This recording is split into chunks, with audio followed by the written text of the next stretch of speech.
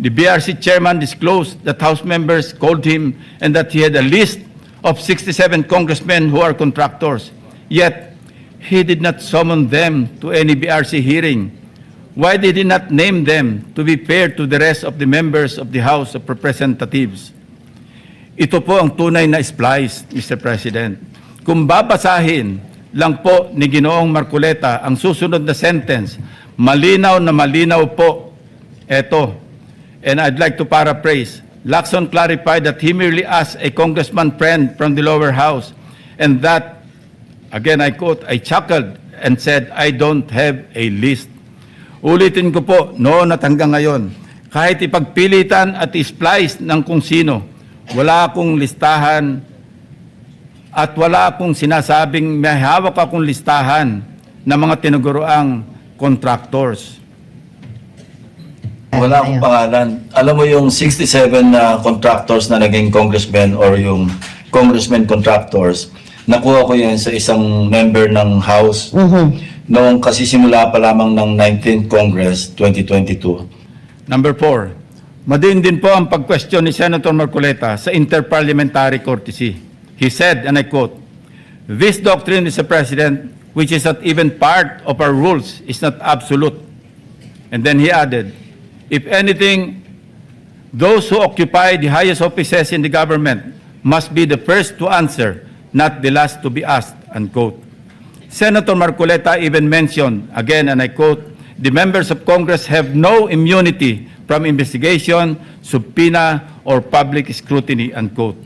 Mr. President, hypothetically, if the House of Representatives initiates an investigation on Senator Marcoleta's statements of contributions and expenditures, or SOSE, over an alleged discrepancy, would the Honorable Senator stand by his position to disregard interparliamentary courtesy? If his former colleagues were to issue a subpoena, a show cause order, or even a warrant of arrest, would he still argue about the relevance of interparliamentary courtesy? Ito po ang tunay na hypothetical question, Mr. President. Lest we forget, 2 taon pa lamang ang nakakalipas, siya mismo ang nagsisisigaw sa House of Representatives at nag-motion na i-terminate ang budget deliberations para bigyan ng parliamentary courtesy ang Office of the Vice President. In his words, Mr. President, parliamentary procedures, Madam Chair, grow from or are enriched by traditions, experiences, and precedents. You may not like the person, you may not like my presence here, but you have to respect the office of the Vice President. That is all, because that is guided by the tradition.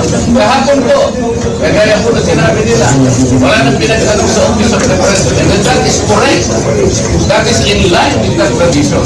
such hypocrisy, such double standard, such a farce that does not dignify an answer, Mr. President.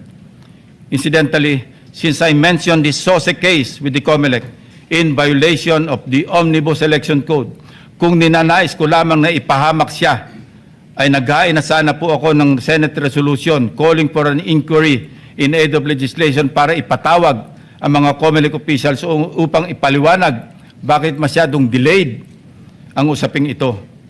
When the issue of Senator Marcoleta's failure to disclose his campaign contributors in his SOSE surfaced, our dear colleague tried to clarify the matter. In fact, during his own show sa Ganang Mamamayan dated November 8, 2025, he made the following disclosure. Please watch. Mga kaibigan ko, nagbigay sa akin talaga. Alam mo, pakiusap lang nila, isa lang. Tanggapin mo ang tulong namin sa'yo. Okay. Congressman ako noon, Kong, kami po ay naniniwala na karapat dapat kang makarating sa Senado. Tanggapin mo ang ganito. Marami sila. Isa lang ang kanilang pakiusap sa Ano akin. po yun? Eh sana wag muna kaming i-disclose ang identity. Ngayon, kapag ka naglagay ako ng figure sa contribution, mapipilitan akong mag-disclose ng pangalan nila. Alam mo kung bakit? Merong kaakibat na kung tawagin ay deed of acceptance of donation. Paano yun kako? Contribution to eh. Oo.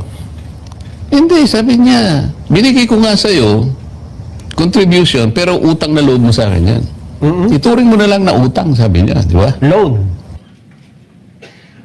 But when he was issued a show cause order by the COMELEC, he tried to backtrack on his arguments by saying that he received those contributions when he was not yet a candidate, as defined by the decision of the Supreme Court. I guess Senator Marcoleta and his legal team thought they were being smart by being technical about when these contributions were made. Pero nakakatawa, Mr. President, wala nang mas lilinaw pa sa sariling pag-amin ni Senator Marcoleta. Tumanggap siya ng pera para magkaroon siya ng utang na loob sa mga taong yon. Isang maliwanag na admission against interest, ang sabi nga ng mga abogado. Bilang isang abogado, dapat alam ni Senator Marcoleta na dahil dito ay shoot siya sa balde sa kasong indirect bribery under Article 211 ng Revised Penal Code dahil member siya ng House of Representatives ng panahon na yon. Maliwanag sa batas na krimen sa mga public officials na tumanggap ng pera o gift by reason of their office, kahit walang pangako na particular act or omission sa nagbigay ng pera. Bakit nga ba hanggang ngayon ay hindi pa rin nilalabas ng COMELEC ang resolution ng SOSI case ni Senator Marcoleta? Number 4, as for Mr. Saldico, let me state this plainly. 2 beses nating siyang naimbitahan para personal na humarap at personal na mag-testify sa komite. He needs to appear and substantiate the statements he posted on his Facebook account. Twice, he refused, citing medical and security reasons.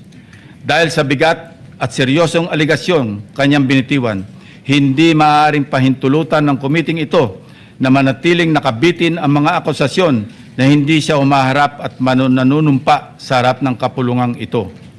Sa katunayan, ako pa mismo ang nagmungkahi sa ating chat group na payagan siya magtestigo sa mula sa Philippine Embassy kung saan man siya naroroon.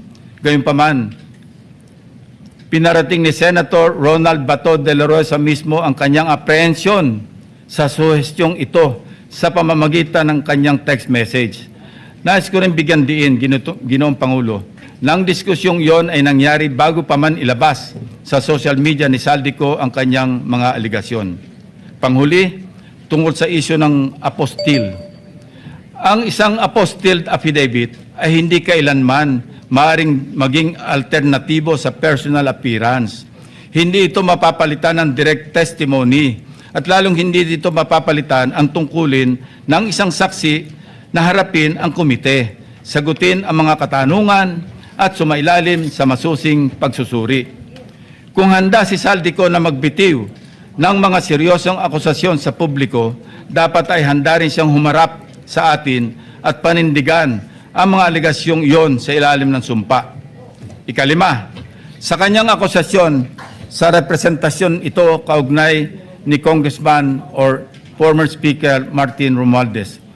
Kung binasa lamang po ni Senator Marcoleta ang partial committee report, makikita po niya na nakapaloob na doon ang lahat ng nais niyang ipahayag. Kung hindi man higit pa, rekomendasyon para sa fact-finding investigation, AMLAC bank inquiry and filing of freeze order petitions are for future. Kung napakarami pa niyang gustong ipaglaban at paimbestigahan, bakit siya rin ang nagsabi sa kanyang minority report na dapat tapusin na ang pagdidig? Kung sa bagay, kung mayroong isang bagay na consistent si Senator Marcoleta, ito ay ang pagiging inconsistent sa kanyang mga pinagsasasabi. As to the other matters raised under the rules of the Blue Ribbon, the chairman serves as the chief executive officer of the committee and, as such, exercises broad discretion over matters pending before it, including the invitation of witnesses. Members may suggest witnesses or move for the invitation during a hearing, and if such motion is approved by the members of the committee, the same will, of course, be respected by the chair. Pang-anim, sa kawalang kamatayang i-give up ang KIG remark na umabot din sa isang full privilege speech upang ipangalandakan na ako ay nasa likod ng pag-splice ng kanyang video upang siya ay siraan. his statement, and I quote, verbatim, Mr. President, ang gawin natin po para madali, i-give up natin ang KIG. Then, mako-coordinate na natin lahat, unquote. Is that merely suggestive, Mr. President? Ito ay kasing kintab ng bumbunan na nasinagan ng tirik na araw sa tanghalin tapat, Mr. President. Sapat na ang kanyang hindi matapos-tapos na paliwanag na kesyo hypothetical daw, kesyo joke lang daw, ayon sa kanyang mga pahayag at kalaunan, ay gusto pa niya amyendahan o i-correct ang journal ng Committee on National Defense of the Commission on Appointments. Mag-ingat po tayo rito, Mr. President, sa kanyang gusto mangyari.